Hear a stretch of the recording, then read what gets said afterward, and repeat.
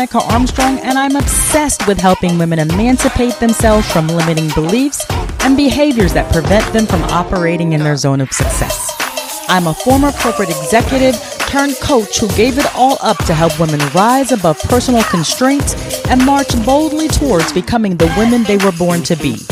My goal for this podcast is to make it a space where we shatter old thought patterns, challenge limiting beliefs, and break the chains of societal norms. Here, you are not defined by your past, but empowered by the potential of your future. So, join us on this journey as we dig deep into a world of transformative insight and empowering information. Because remember, you are more than just a product of your past, you are the architect of your future. Welcome to Girl Emancipated. Welcome back to another episode of the Girl Emancipated podcast. I am your host, Veronica Armstrong, and in today's episode, which is episode 9, we are diving into the 8th pillar of living an emancipated life, and that is spirituality. This pillar is all about believing in something greater than yourself to help you handle challenges, face your fears, appreciate the good times, and to help you with gratitude no matter what the circumstances. And I will say for me, my spirituality is my compass that keeps me connected to my values and belief in my purpose, which I feel is dictated by my higher power. So let's define spirituality, because we're not talking about religion. We are talking about spirituality. So the definition is the quality or state of being spiritual, or the sensitivity or attachment to religious values, or it is about connecting with something greater than yourself, as I've already said. And the distinction between spirituality and religion is this. Religion is personal, or it's an organized system of faith and values, belief, and practices revolving around the reverence of a divine entity. On the flip side, spirituality does not align with any doctrine or practice. However, it encompasses personal beliefs and experiences related to the soul, the essence of life, or the universe at large. So why is spirituality essential in living an emancipated life? You might be asking this. Well, it's because it offers solace, understanding, and a broader perspective of life challenges. One of the things it does is provide a foundation for morals, values, and a sense of belonging in this vast universe. Because spirituality often prioritizes virtues like compassion, kindness, and love. So by internalizing these values, individuals can emancipate themselves from negative emotions like envy, hatred, or greed, and foster a life of harmony both internally and with others. Spirituality often emphasizes the belief in a higher purpose or a greater good. And this understanding can emancipate an individual from feelings of meaninglessness or insignificance, providing a clear sense of direction in life.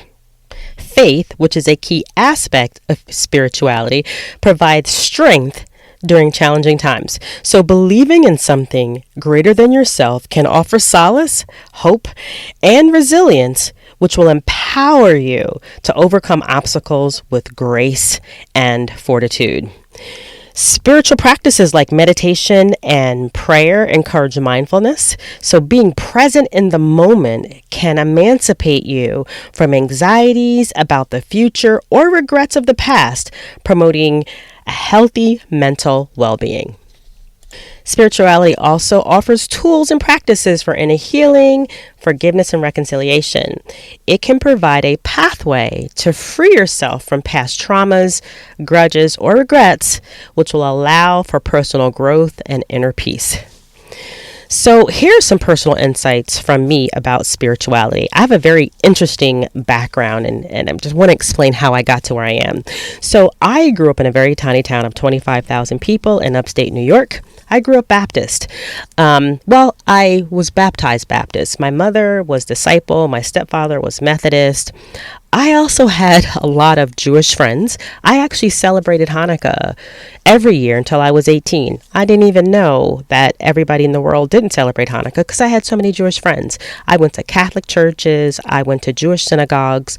I went to, as you have heard, a variety of different religious institutions.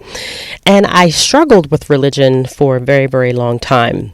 And I will also say my husband is Muslim. So what I've come to learn is there are various aspects of all of these different religions that I found to be something that I aligned with.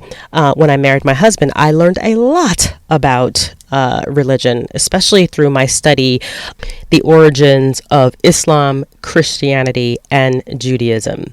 So my spirituality doesn't come from any one particular religion. What it comes from is a very, very strong belief in what I know, is that a higher power exists.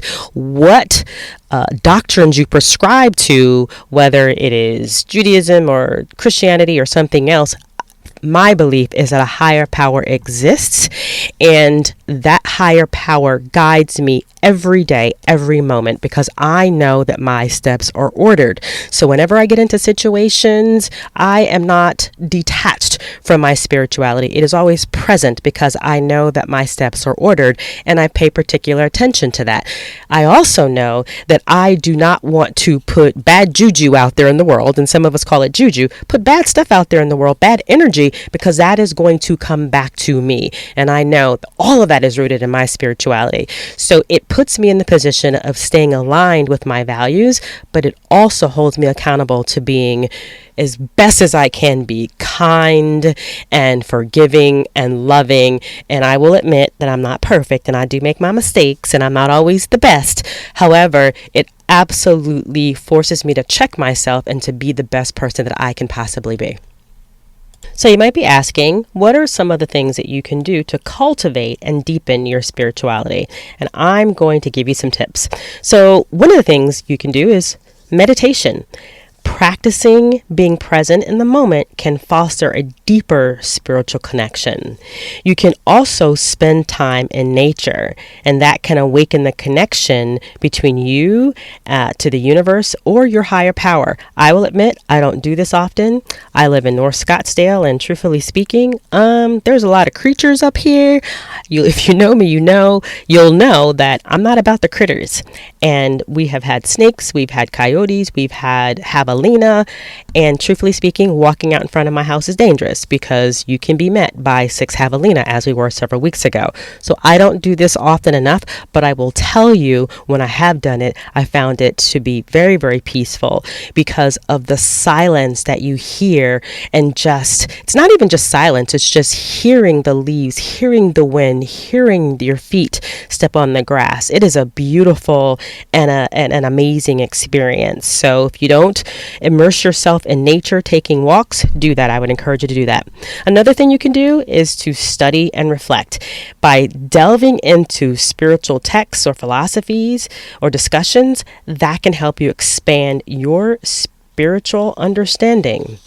Another thing you can do is engage in practices like prayer or chanting or ceremonies, which those can deepen your spiritual connection as well. I don't have any experience in those, but if you want more information, let me know and I'll do some research and see what I can do for you. So some other things you can do from a personal development and self-improvement perspective is to develop a consistent practice for spirituality. Set aside some time dedicated to spiritual practices every day. I do that every morning. I meditate.